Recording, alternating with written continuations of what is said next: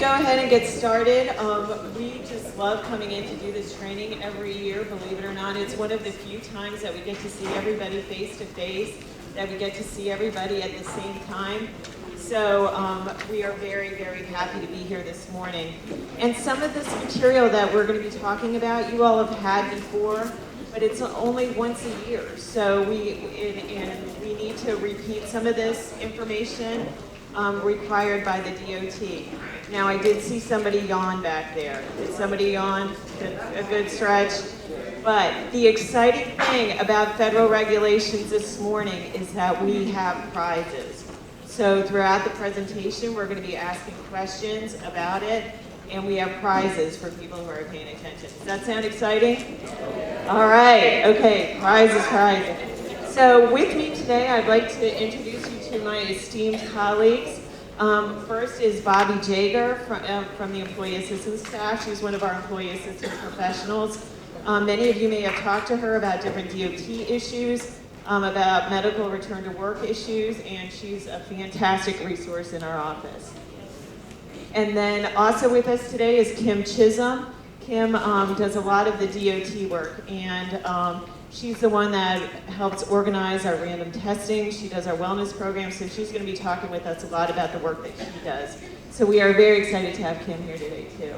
And then I'm Kathy Young. I'm one of the employee assistance professionals. Many of you I have met over the years. I've been with the school system for about 18 years now, doing medical return to work cases, those kinds of things.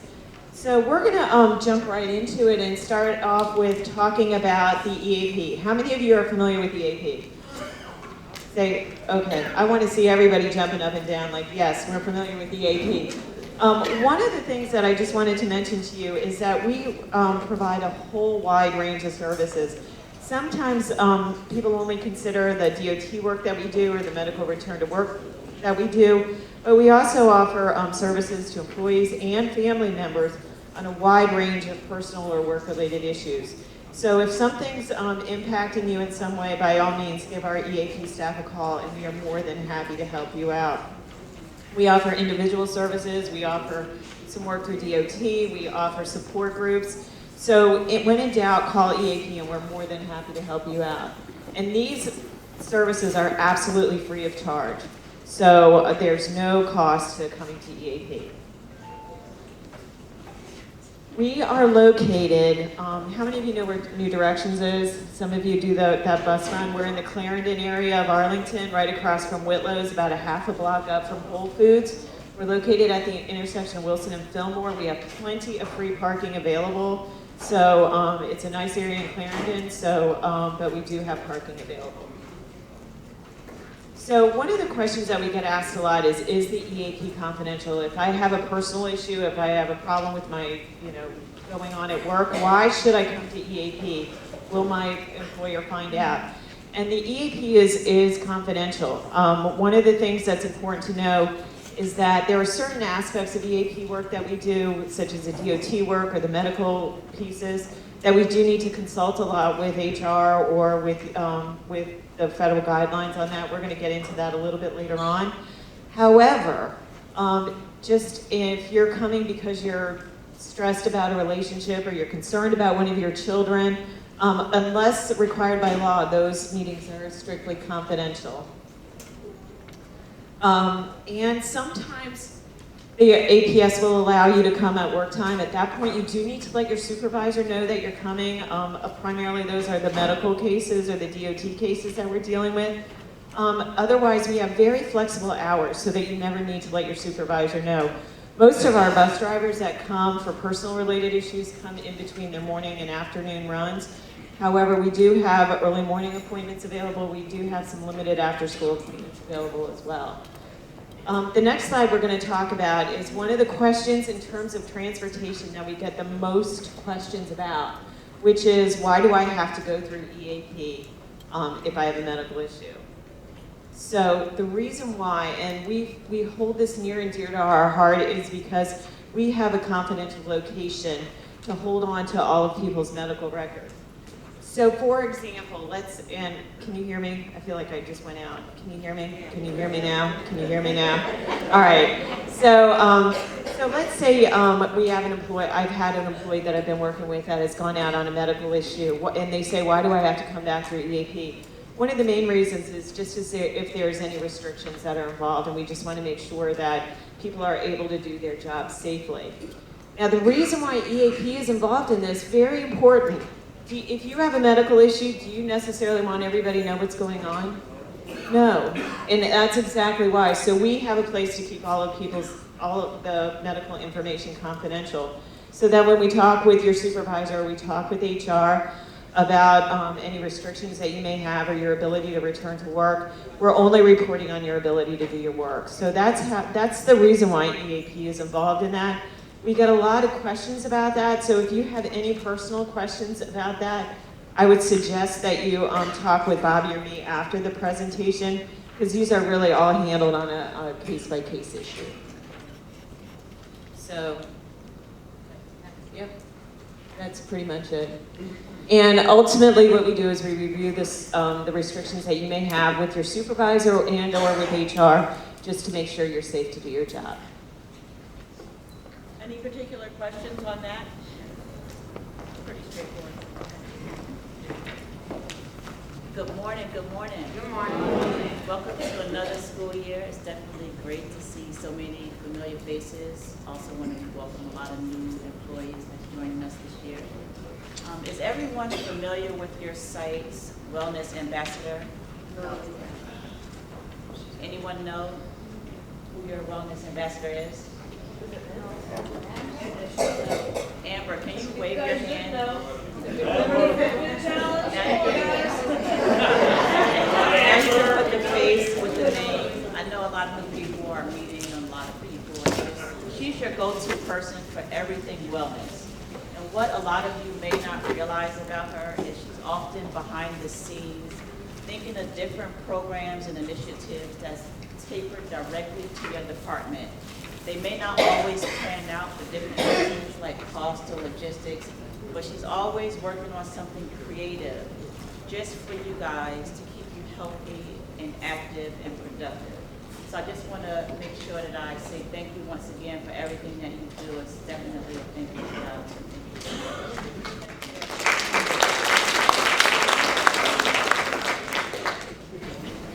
Many of you probably have seen our monthly newsletters. They're usually by the door in blue. They have a wellness awareness on them. On the back page, they have a healthy recipe. They have our upcoming events that we're having, which I won't give away with a trivia question. But there's always a healthy recipe in there. If you have a recipe that you'd like to share, I'd be excited and honored to feature it in one of our newsletters. With the holidays coming, if you have something that you know everyone enjoys when you cook it and you don't mind sharing it, please give one of us a call, shoot me an email. Let me know when I come down there to visit you guys, and I'd love to give you credit for such a great recipe.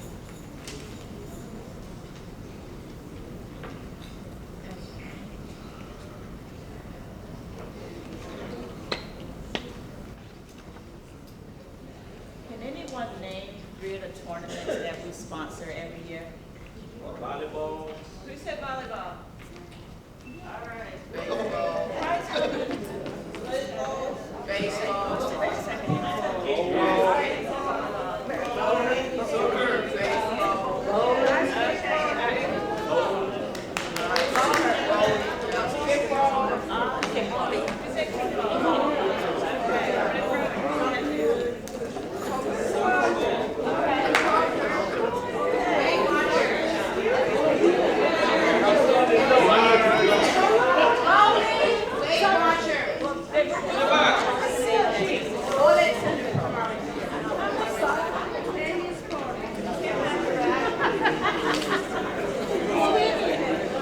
Thank you, guys.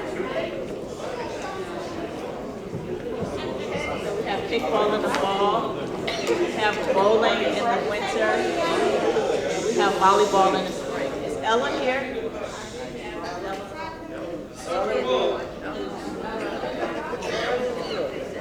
Ella's here? Well, I just wanted to give her a special recognition because she called me. She had other people call me. She was very, very interested in getting a team together for the bowling tournament. And I just wanted to acknowledge her efforts. She was, she didn't have as many people come down as she wanted to, but it was the first time you guys participated in the bowling tournament, and it was largely because of Ella.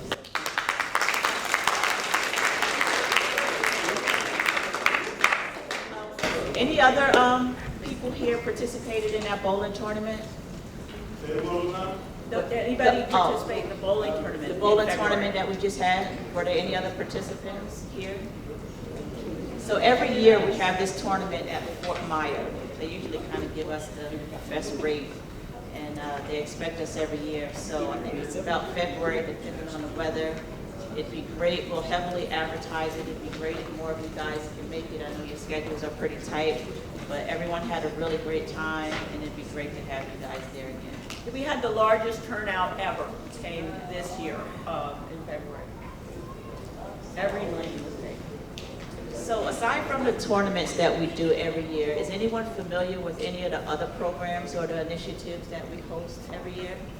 I heard one person say it earlier. Who said Biggest Loser? Incentive program. Biggest Loser? Definitely, Okay, Biggest where Loser. said that? Okay. Any other programs that you can think of? Anything come to mind? All right, we'll let you know what those are.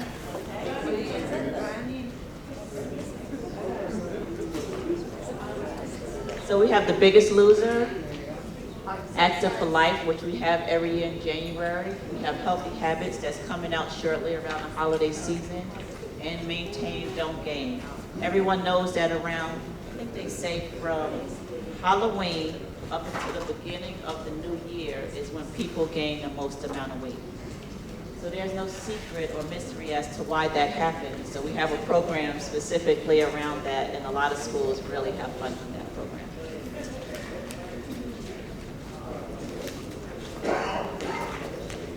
Okay, thank you, Kim. We're very proud of our wellness activities, and Kim does a great job running all that, in addition to OSHA, DOT, she wears several different hats.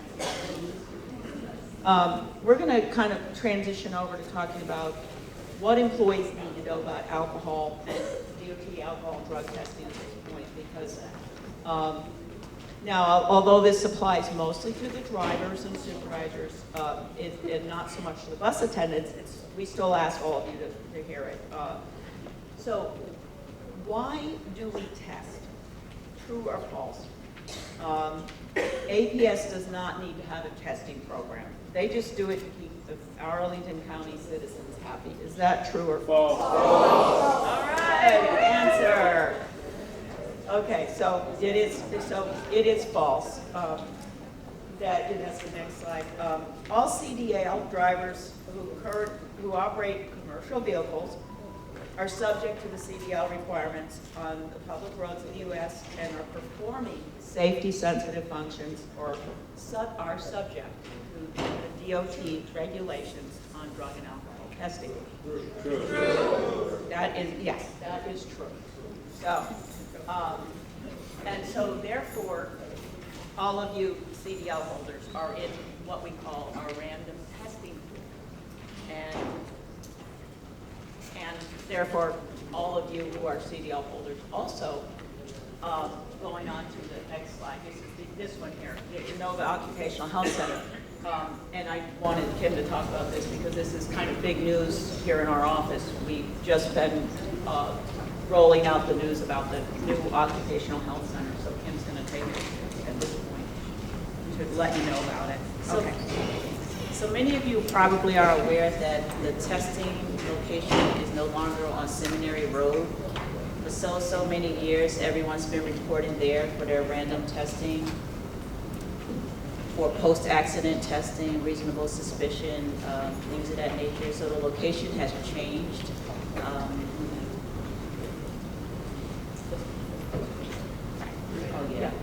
Thank you. And the physical, pre-employment physicals as well. Thank you so much.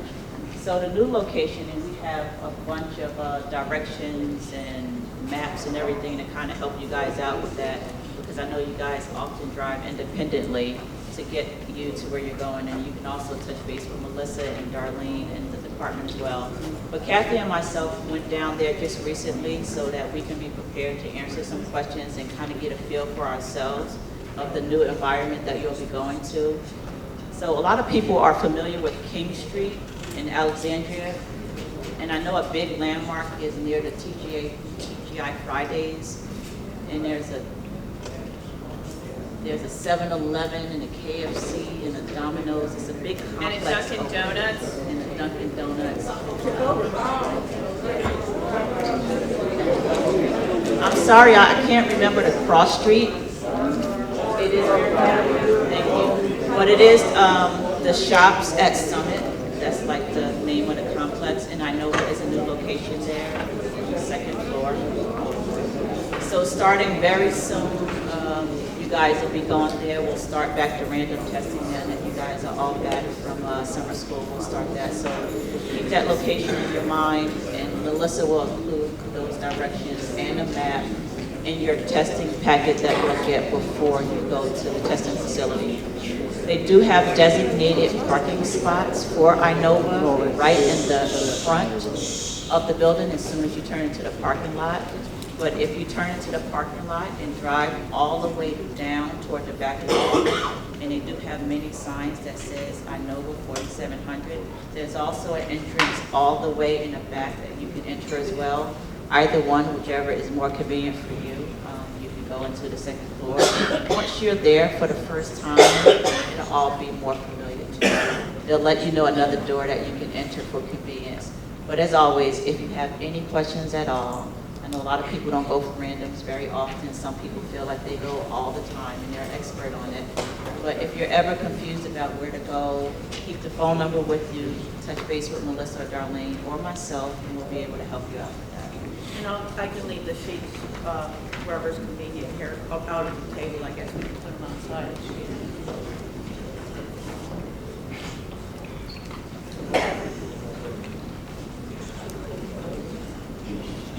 There's the website.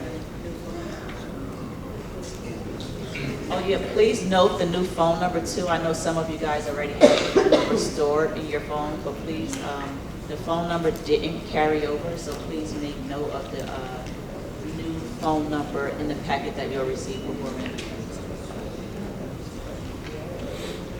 So the primary safety objective, and many of you all know this already, so it's just a reminder, is to prevent and deter use of alcohol and drug use while performing safety-sensitive driving functions.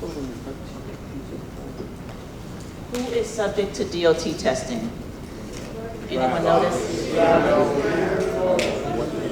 Correct. Those performing safety-sensitive functions. Why are safety-sensitive employees tested? Safety and to ensure compliance. What conduct is prohibited by the regulations? The use of substances, drugs and or alcohol, and those that haven't been medically cleared by your doctor or DOT. And that's always one of those questions that we get every year. Well, what about this prescription? What about this prescription? Unless it's DOT approved, even if your doctor does write you a prescription for it, you're not able to take that medication. You can always call us. Any questions that you may have about it. When in doubt, when you're unsure, just give us a call.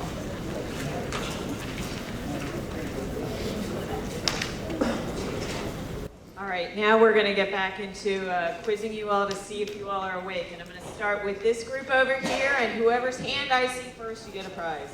Okay? All right, Bobby's going to, my beautiful Vanna White here, is going to pass out the prize. So, are you ready? Let's pop that question up, please. Keep going, keep going. True or false? So we made it very easy for you. Go ahead. Now that marijuana is legal in DC and some states, DOT no longer tests for it. Okay, you, I saw him first, Bobby. Saw him first. False. DOT still tests for it. So what we're going to do is talk about, keep going, false. It remains unacceptable for any safety-sensitive person to employee to use marijuana. So let's say I go to Colorado on vacation and I come back and I test positive for marijuana. Is that still a positive test? Yes, it is still a positive test. So what we're going to talk about right now is what are the drugs that DOT tests for. And your group here, please pay attention because you all are going to be next. Marijuana, cocaine, amphetamines, opiates, TCP, and alcohol. So I just wanted to make sure that you all know this. So go to the next slide, please. Group number here. Okay, now, are you ready? Name 3 out of the 5 drugs that DOT tests for. Hand first. Okay, lady in the pink. Got the lady in the pink. Marijuana. Opiates, okay.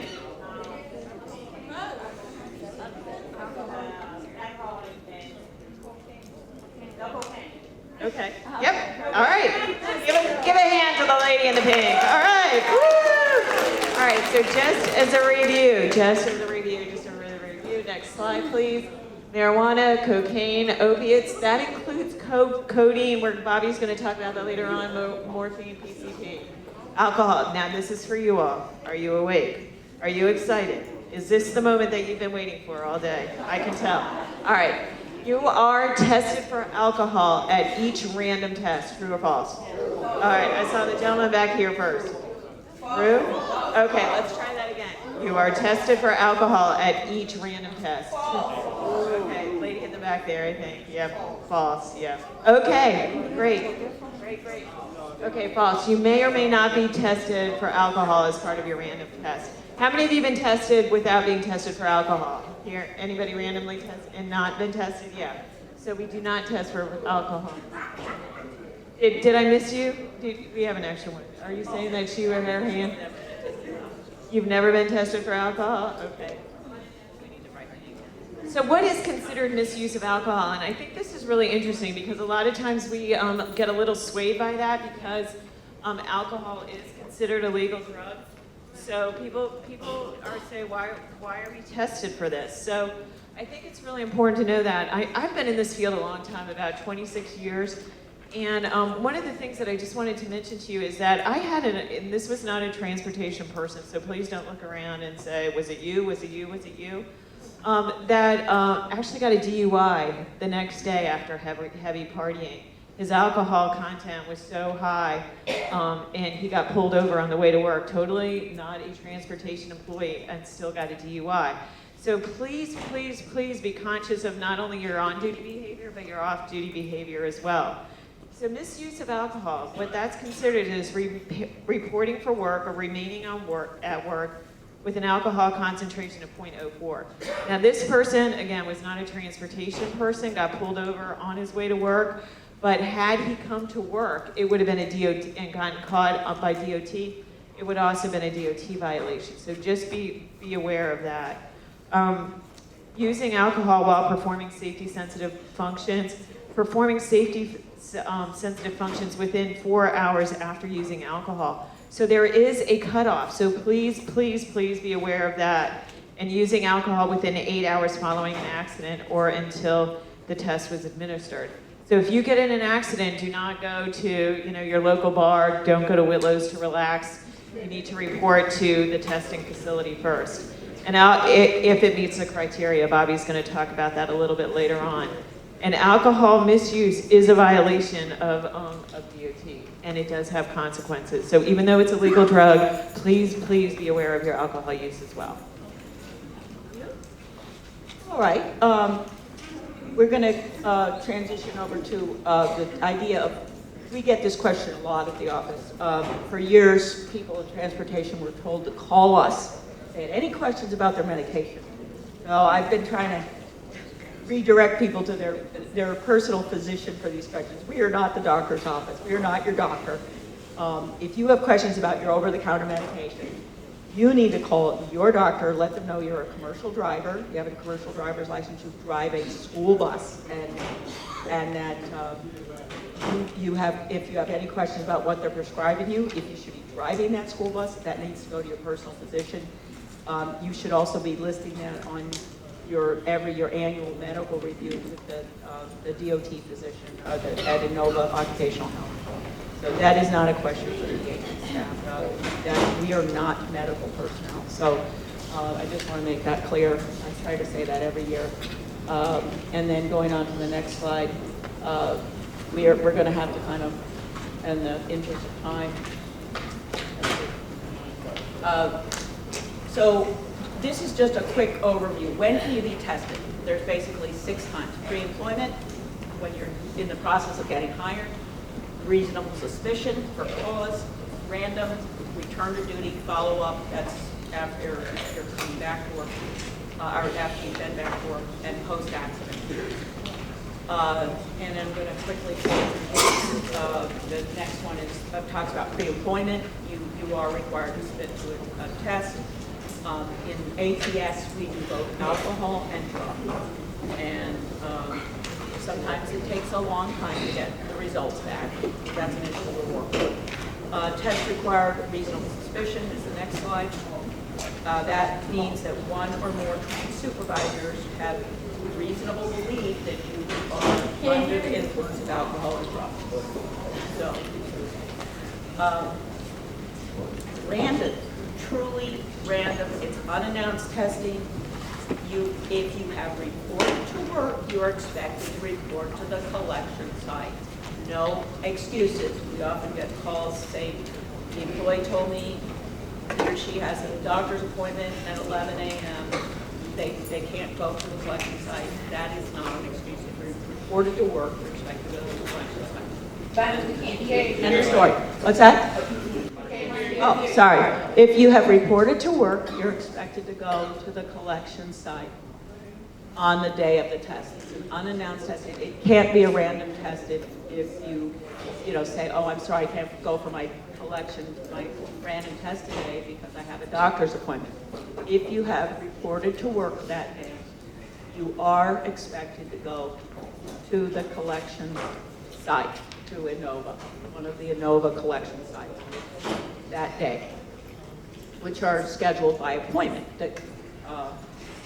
It's difficult to change those appointments. Any questions? I have a question. Go ahead. Well, what happened if employee refused to go to a wellness test? Then we talk about refusal to test, which I'm going to cover in just another couple minutes.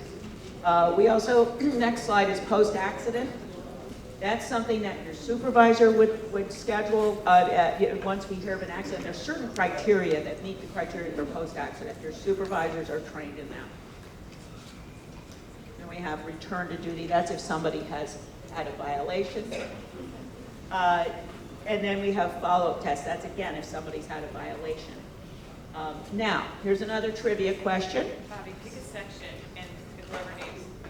Okay. Yes, we'll start with this one. Which section? This one, right where you are. We haven't picked anybody in the back. Trivia question. We're going to go up to the second row up there. Okay. Please tell me the name of one of the 3 types of DOT tests that may be ordered. We just talked about 6 different tests. What are the names? Name at least 3 types of tests. 3, yes. Go ahead. Oh, yay! Return to work accident, because that's bad. Thank you. You said random, return to work, pre-employment, post-accident, return to duty. Yes, very good. Thank you. Ask me which one we missed. Okay, anybody have the idea of which one she didn't cover? Reasonable suspicion. Follow-up testing. And random. Okay. We said follow-up. I felt like it came right down here. I want to quickly move on to, does everybody know in here who the medical review officer is? Who's the MRO? The medical review officer is the one who reviews if something comes up on your testing, and Kathy's going to talk about this.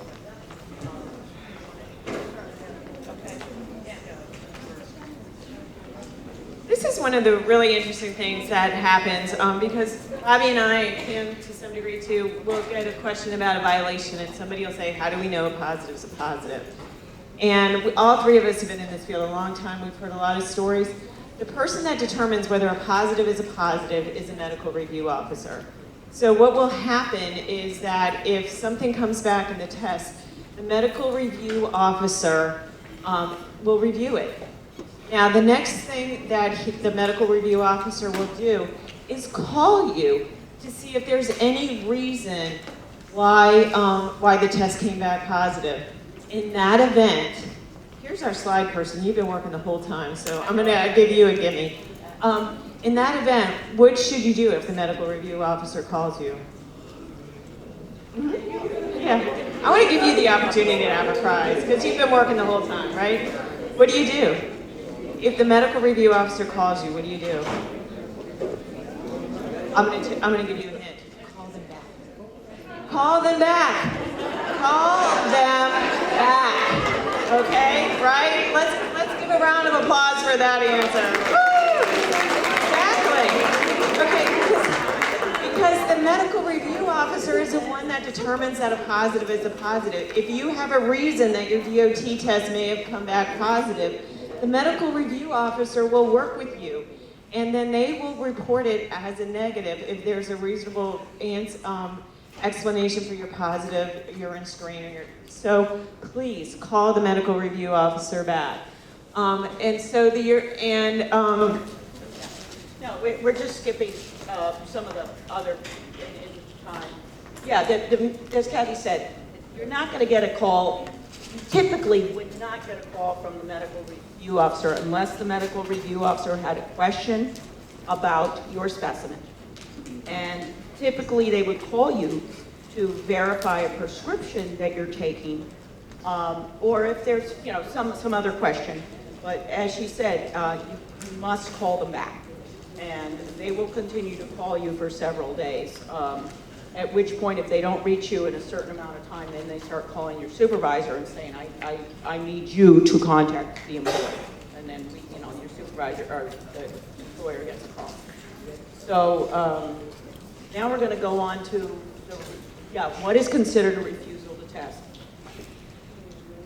Refusals include, but are not limited to, a no-show. Somebody just doesn't show at the collection site at the designated time. That is considered a refusal to test. Failure to remain at the testing site until the collection is completed. We've had employees do that. An adulteration. They can tell if you have adulterated the sample. There are ways they can tell that. That's considered a refusal to test. Substitution. You substituted someone else's urine for your own. We've had situations such as that. In one case, it was the dog's urine.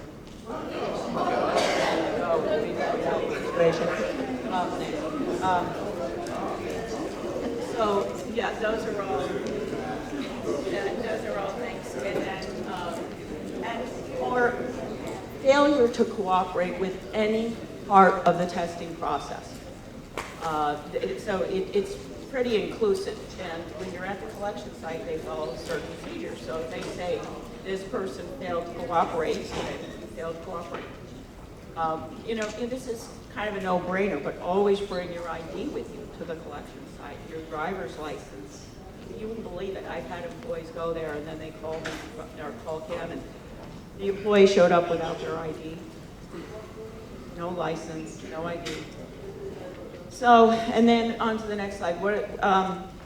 So what will happen what are the consequences if you have a refusal to test? You will be immediately removed from any safety-sensitive functions, not just driving, any safety-sensitive. Then APS policy will determine whether you will be permitted an opportunity for rehabilitation or you may be terminated. So the APS policy allows for that. And then you will then, again, you cannot perform safety-sensitive duties for anybody under DOT until you have been evaluated by a substance abuse prevention professional and successfully completed the return to duty process. And that includes the DOT return to duty drug and or alcohol test. So then you will be then subject to follow-up tests. That's one of those other types of tests. Its follow-up testing can be up to 5 years, and the employee who has a violation can be tested up to 5 years in conjunction with the random testing process. So I've had employees who've had a violation who are being tested both in the random testing pool and in the follow-up testing process.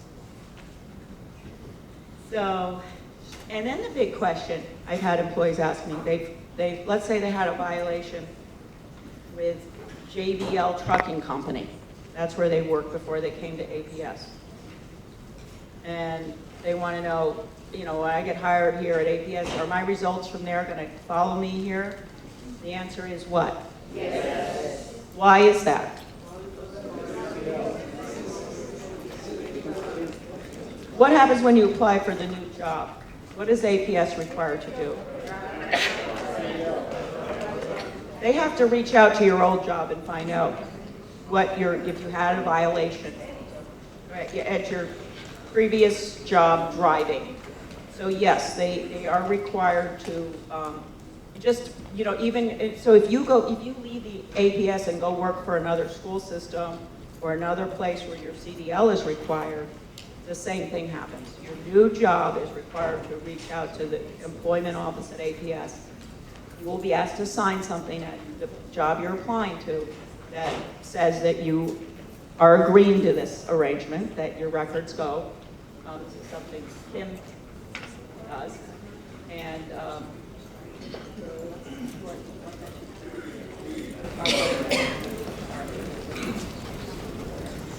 okay, no. So yeah, like Bobby mentioned, everyone sounds like you're really pretty familiar with the procedures already. Oftentimes, people come by EAP personally to drop off paperwork for me to complete facts. My phone number sometimes is circulated around and people just call and ask me to complete something. After you leave the system, you know, you're pretty anxious for that paperwork to be completed so that you can start your new job. So I'm the person to contact when you need requests like that filled. Just one thing I want to clarify, and thank you, Darlene, for reminding me of this. Anytime that you have a random or an annual physical, please be sure to check with Darlene first about the location.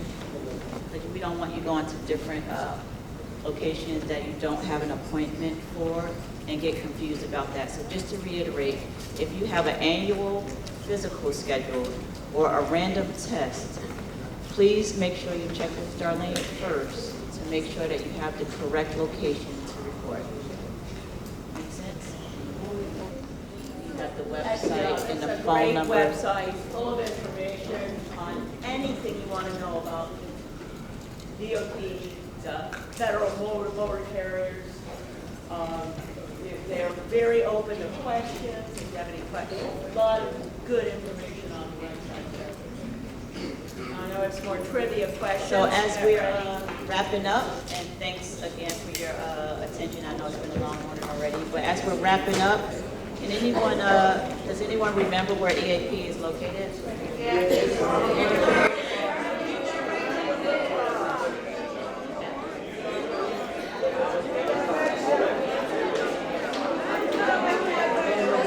A lot of people said across from Whitlow's, we'll take it. Half a block from Whole Foods, we'll take it. Thurgood Marshall Building, we'll take it. Downstairs from New Directions, we'll take it. Complimentary parking, don't worry about that.